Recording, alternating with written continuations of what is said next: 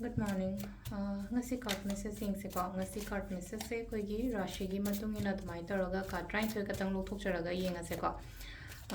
khwai ahan ba ko ahan ba in haraga d so the letter ko id number 1 number 2 number 3 4 5 6 7 8 9 10 11 12 quite first ko quite first se ko ye mesh rashi ki kaino lai se ngase ko mesh rashi gana sidala ise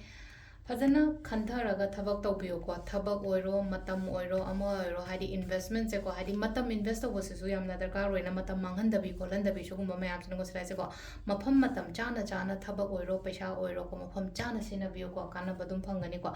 ani shuba brishrashi is a pain daba nungai daba khatang lai ko ngasi se ko methun gi sina hadi mi pun ba khot pa ma mala e mi pun ba social gathering oiro andagi ai ki keno ma taw matam da I thabak se oira kan sa da hadi mayam gapula celebrate ka taw ba dum ba mayam dune ko sisina akoi gi keno kat rashi ki ona thoi nungai daba sum yam lai ba oinu obe dong ngasi se keno na tra keno da pain daba khot daba haina taraga la ko silai se ko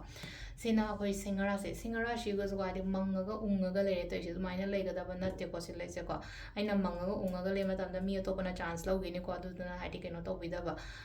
kaina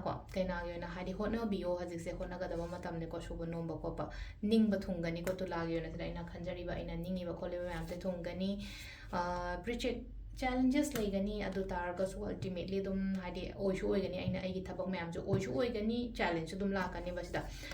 next dhanu ko hadi lairiba problems kari gra mayam sitaki tapna tholakpa oina oiri ko sida aduga sisina makkar gi sina hadi mi gi mateng gumba kai gumba lakpa relationship yam phana laiba gumba mai tor lai ko aduga sida su leina ko ishada care pi ga daba matam oina oibado